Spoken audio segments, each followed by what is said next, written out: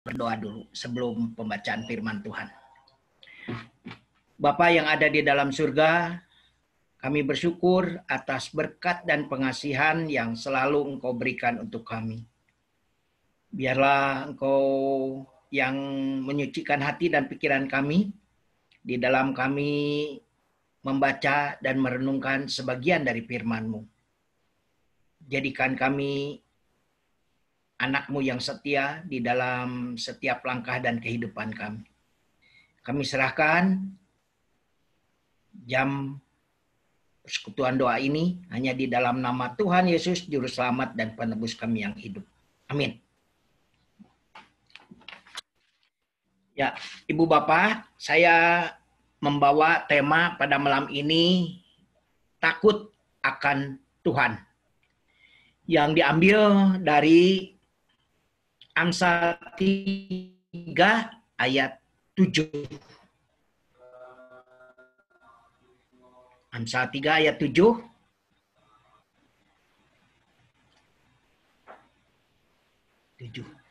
Janganlah engkau menganggap dirimu sendiri bijak. Takutlah akan Tuhan dan jauhilah kejahatan. Ayat Amsal 3 ayat 7 ini sangat singkat, tetapi maknanya padat. Dari ayat ini kita dapat 3 hal kita tarik, yaitu pertama, jangan menganggap diri sendiri bijak. Karena begitu kita berpikir bahwa kita telah menjadi bijak, artinya kita tidak bijak. Karena seharusnya bahwa kita bijak itu datang dari orang lain, ya. Disebutnya juga bijak sana. Bijaknya dari sana, bukan bijaknya dari sini, ya. Karena begitu kita memproklamirkan bahwa kita bijak, maka itu adalah awal dari kesombongan dan permulaan dari kejatuhan kita. Karena orang bijak itu harusnya rendah hati. Yang kedua, takutlah akan Tuhan. Orang bisa bijak karena dia takut dan hormat kepada Tuhan. Misalkan kalau di dalam keluarga, kita sebagai orang tua, baik suami atau istri, kalau kita merasa lebih baik dari orang yang ada di dalam keluarga kita,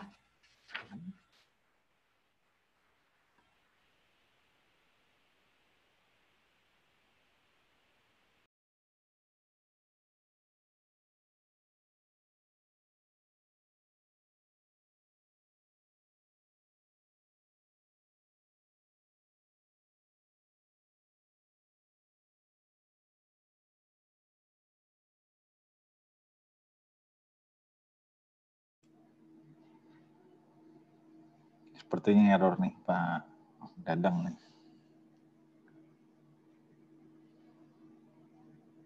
Pak Dadangnya hilang nih. Iya, error kayaknya laptopnya. Iya. Tunggu lagi bentar ya.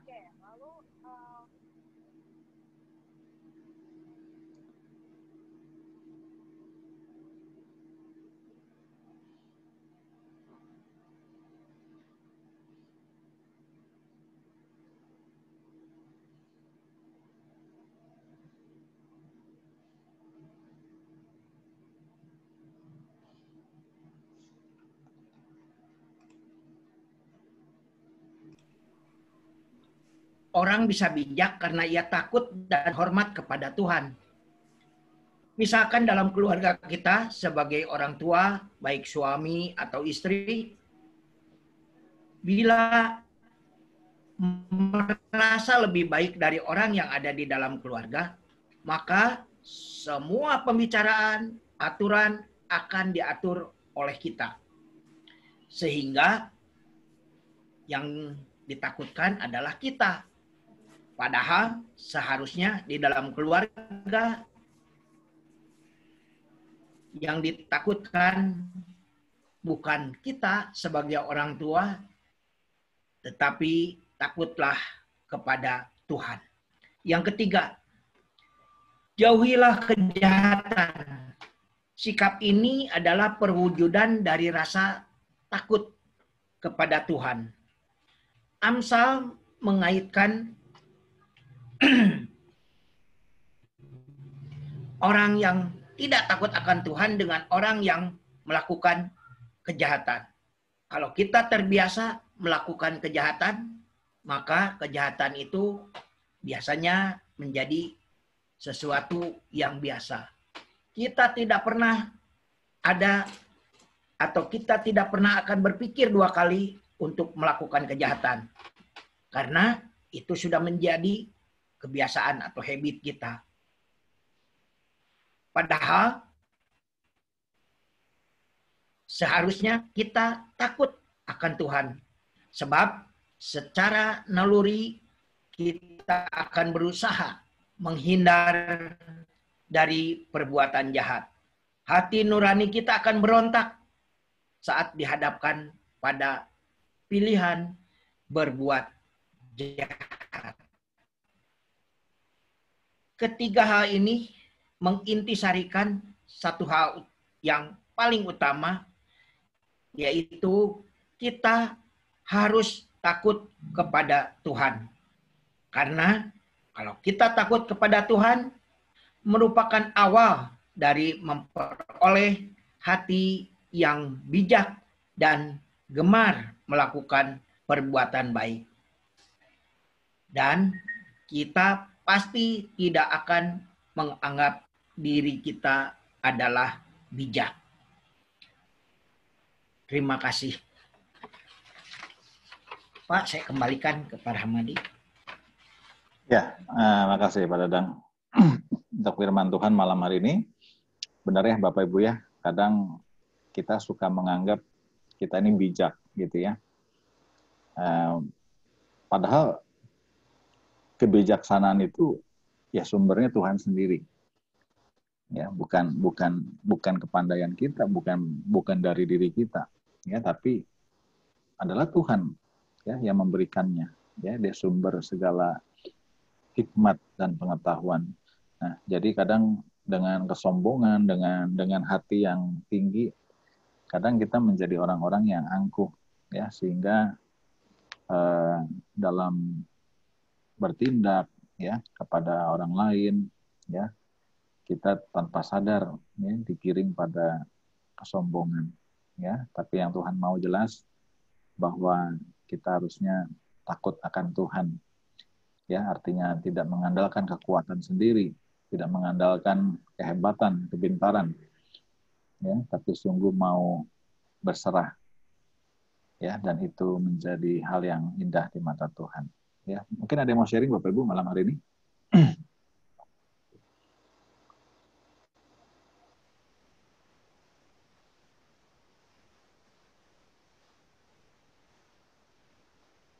Ada yang mau sharing Bapak Ibu?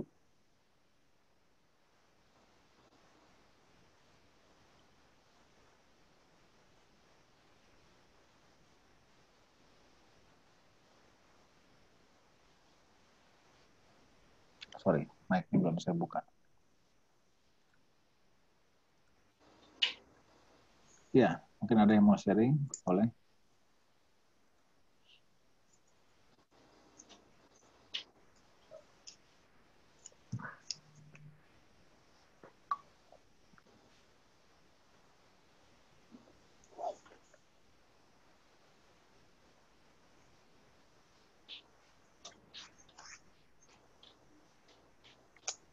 Saya mau sharing, Pak.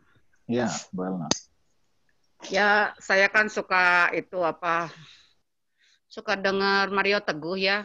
Kan kata-katanya itu suka bijak. Tuh setiap harinya dia itu selalu hari ini berharap yang baik. dapat rezeki yang baik, sehat, pokoknya yang baik-baik lah gitu. Tapi kan kita tahu latar belakang Mario Teguh setelah ditemukan anaknya itu. Nah, dari itu saya juga jadinya mudi ya. Karena kebijakan kata-kata bijaknya itu jadi hanya slogan aja gitu, tidak dipraktekkan di dalam kehidupan sehari-hari. Gitu. Kayak Ahok juga saya tadinya ya terus terang fans berat gitu ya. Tapi setelah sekarang saya juga jadi kecewa gitu. Tapi ya balik lagi Tuhan izinkan manusia itu kan tidak sempurna gitu kan. Kalau saya terus ngefans ke Mario Teguh atau ngefans ke Ahok gitu ya, mungkin saya jadi nggak bisa apa namanya, nggak jadi gagal fokus gitu ya. Gitu. Kayak di tempat kerjaan saya juga sama, kalau saya gagal fokus gitu ya kan, saya kan juga mengidolakan orang-orang di kantor karena pimpinan saya kan semuanya Kristen.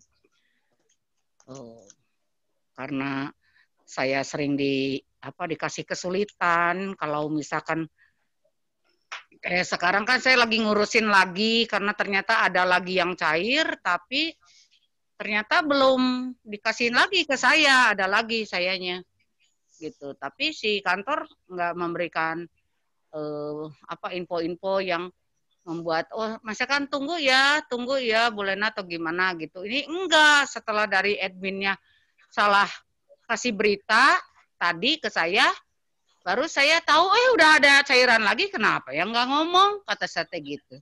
Nah itu juga membuat saya bisa gagal fokus lagi gitu kan. Akhirnya saya kerja jadi nggak fokus gitu karena ya itu ternyata orang-orang di kantor pimpinan saya tuh kok jadi pada nggak bijak gitu kan. Itu Pak. Ya, ya itulah manusia kadang bukan mencari kebijaksanaan ya, tapi yang dicari justru malah kehormatan, kedudukan ya, yang justru ya bisa menjatuhkannya. Ya. Iya. Jadi seperti Raja Salomo yang menulis ini, itu kan kalau dari perikop atasnya kelihatan semua katanya jangan mencari ini, janganlah ini ya. Artinya Salomo benar-benar dia mencari kebijaksanaan dan mempraktekkannya. Ya, tapi kebanyakan orang hanya mencari kehormatan bukan kebijaksanaannya. Ya, nah diberikan kunci tadi, ya, orang yang takut akan Tuhan, ya, orang yang takut akan Tuhan, ya akan otomatis, ya Tuhan juga akan memberikan kebijaksanaan. Ya, orang yang takut akan Tuhan akan menjauhi larangannya, mendalami firman-Nya, mencoba mengerti apa yang Tuhan mau, ya dengan sendirinya kebijaksanaan mengikutinya. Ya, saya rasa indah sekali ya yang disampaikan Raja Salomo ini berkaitan dengan kehidupan sehari-hari. Ya, bahwa orang yang sering merasa diri bijak, merasa diri mampu, merasa diri hebat, akhirnya akan menemui kejatuhan. Ya, kenapa ya? Karena itu tadi. Karena yang dicari, yang dia tujuannya bukan hikmat dan kebijakan, tapi kehormatan. Ya, saya teringat petinju Mike Tyson dulu, ya, merasa dirinya hebat, merasa dirinya tidak terkalahkan, ya, tapi meremehkan lawan, akhirnya terjatuh ya oleh petinju yang sebenarnya berada di bawahnya dia prestasinya. Ya, kalau nggak salah namanya James siapa gitu, ya, yang menjatuhkan Tyson. Ya, dan itu awal, ya, akhirnya karirnya makin lama makin turun, ya, dia kalah terus dalam pertandingan berikutnya dan akhirnya pensiun juga, saudara. Ya itulah, ya, kita bisa belajar dari kehidupan banyak orang. Ya. Masih ada Bapak Ibu yang mau sharing? Boleh?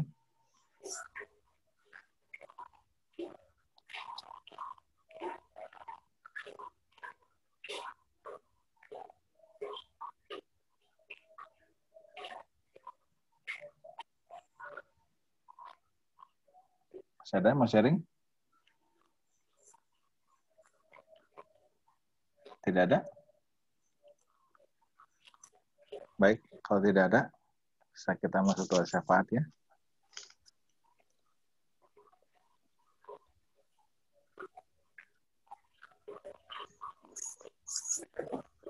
Oke, ada empat poin. Pak Dadang bisa? Ini rada-rada trouble, Pak. Pindah ke handphone. Bisa, Pak ya? Ke handphone juga ini lagi nggak terlalu kelihatan nih. Oh. Pokok doanya. Kenapa ya belah dua? Nggak kelihatan? Nah. Ya. Ya kelihatan, Pak. Oke. Untuk yang sakit ya, yang pertama. Ya, Pak. Pak Dadang. Siap. Oke. Terus yang kedua untuk para lansia di jemaat kita supaya tetap punya semangat dan punya daya tahan tubuh yang terus baik. Yang kedua minta tolong Bu VV ya. Iya. Oke. Yang ketiga, Tuhan menolong bangsa kita yang terus dalam upaya menangani kasus COVID. Yang kini kabar-kabarnya makin banyak rumah sakit yang sudah kewalahan, ICU penuh, isolasi penuh, dan sebagainya. Yang ketiga, minta tolong Pak Setiadi. Siap, Pak. Oke. Yang keempat, pemulihan ekonomi nasional dalam mengatasi ancaman resesi ekonomi di tengah-tengah negara kita ya. Kita doakan supaya semua strategi-strategi pemerintah bisa membuahkan hasil yang baik. Yang keempat, Citin bisa? Butin?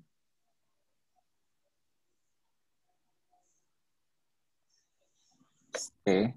Ya, Pak. Oke. Dan yang terakhir saya sekaligus menutup.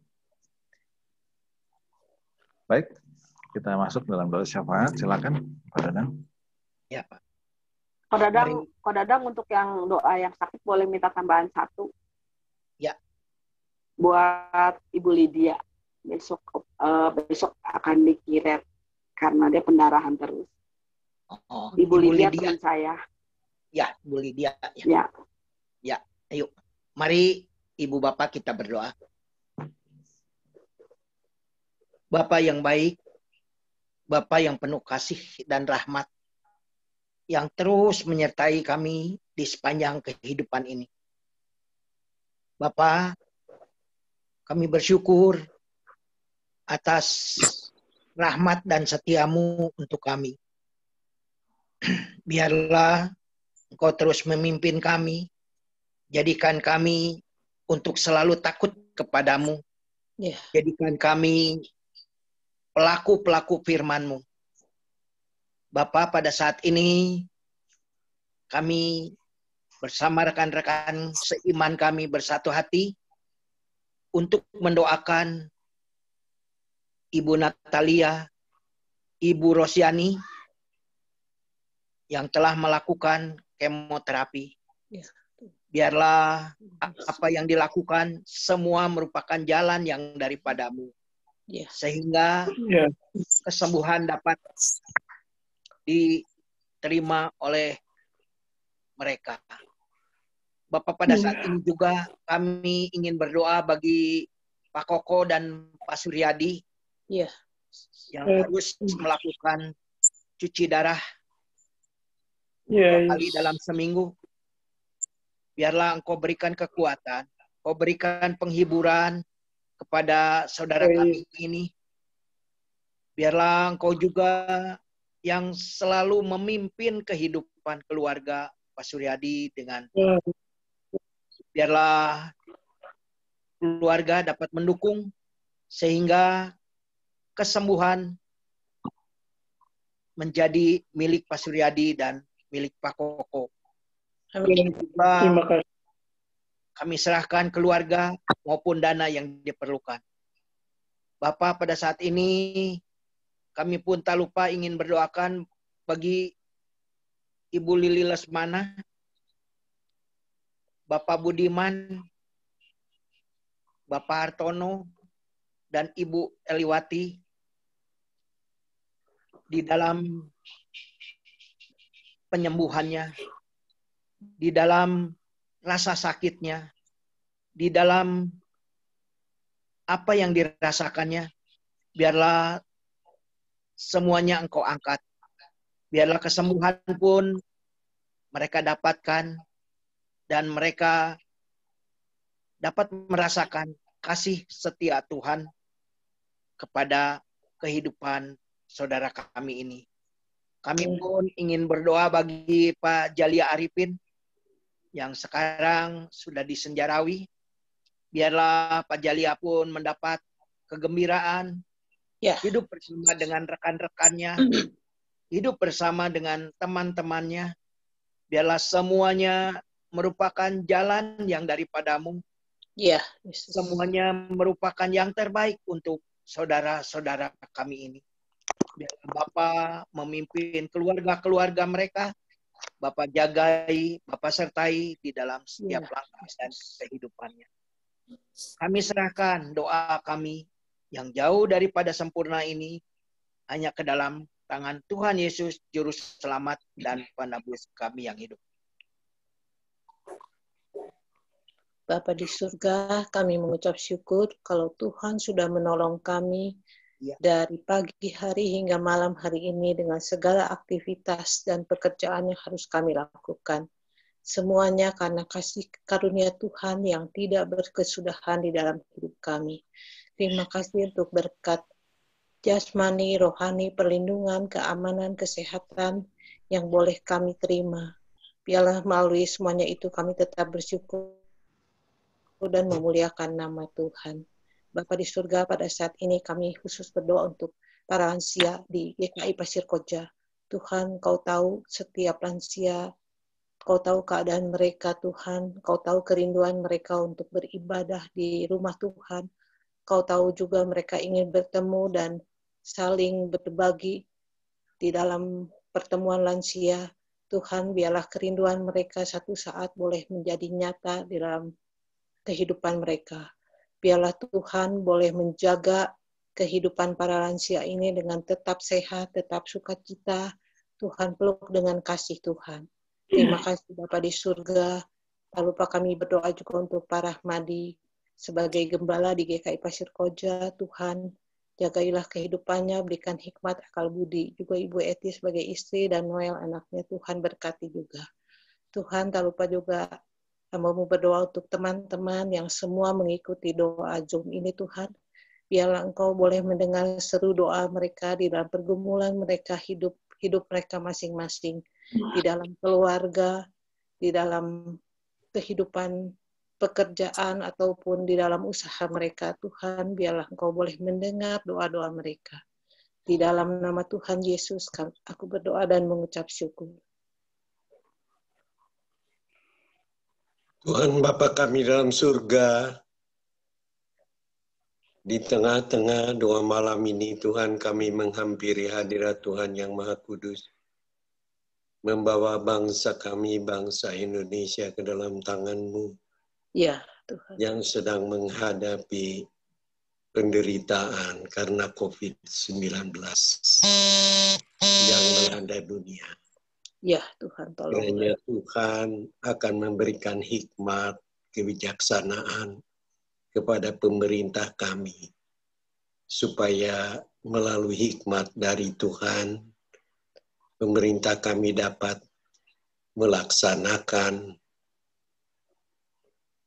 program yang menyangkut rakyat Indonesia ini dengan berbagai protokol kesehatan. Ya. Adalah seluruh rakyat juga menyadari bahwa mereka harus berdisiplin dalam saat ini karena begitu marak berita bahwa banyak yang menderita terserang oleh COVID-19. Rumah sakit sudah kewalahan menerima mereka yang sakit. Tapi Tuhan, pada saat ini kami ingin mendoakan bagi seluruh juru rawat, dokter yang menangani pasien di rumah sakit. Kiranya mereka dipakai sebagai alat di dalam tangan Tuhan untuk menyalurkan kasih Tuhan terhadap mereka yang terserang sakit COVID-19 ini. Tuhan, kami menyerahkan seluruhnya ke dalam tangan Tuhan, baik keluarga-keluarga kami, keluarga jemaat Pasko, dan keluarga jemaat yang lain. Kiranya Engkau akan melindungi, memberi kesehatan, kekuatan, juga perlindungan supaya dijauhkan dari sakit penyakit ini. Terima kasih Bapa, kami taruhkan doa kami yang tak sempurna di dalam nama Tuhan Yesus Kristus, Juru Selamat kami yang hidup.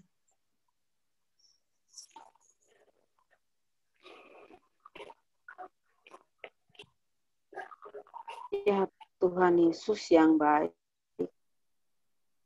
Engkau tahu Tuhan seberapa berat kami boleh melewati Tuhan di masa pandemi COVID-19 ini Tuhan, yang secara pemikiran manusia kami tidak tahu kapan COVID-19 ini akan berlalu dari muka bumi ini.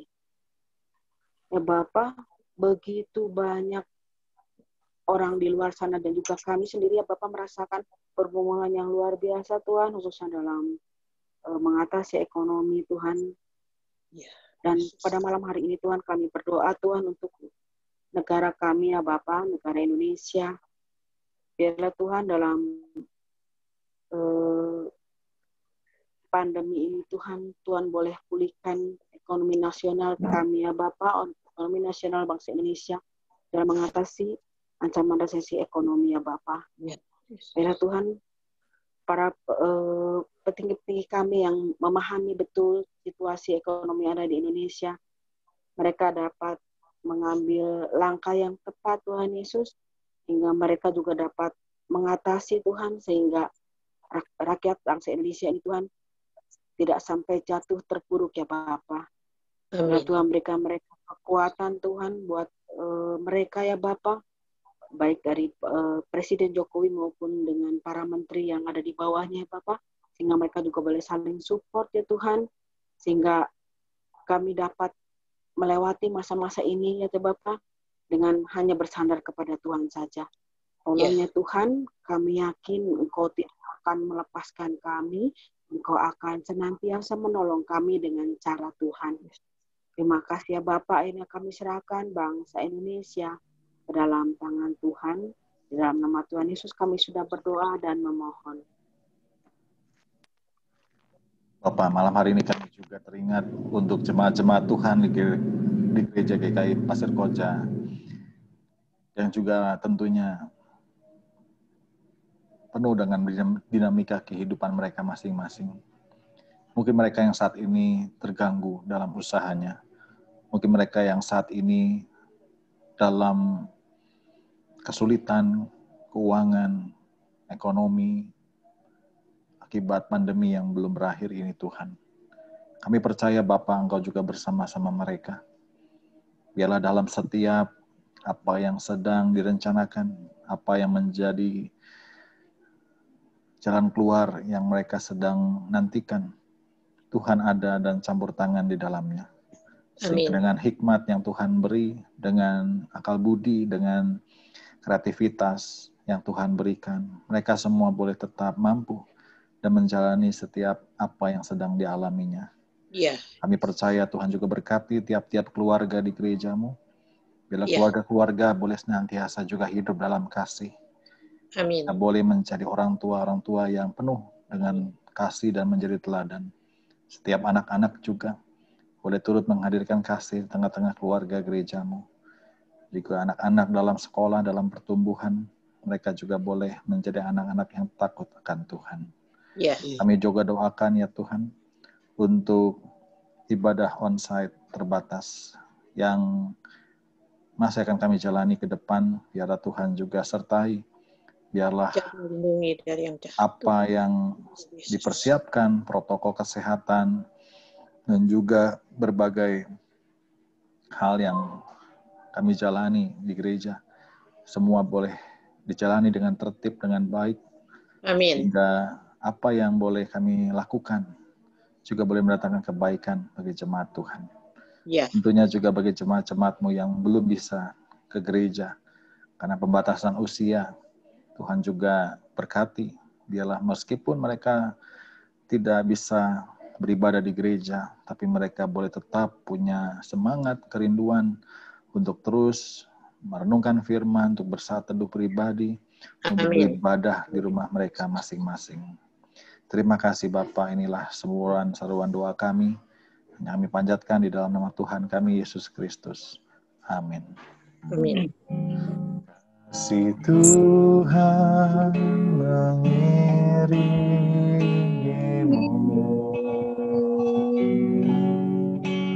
dan sayangnya melindungimu.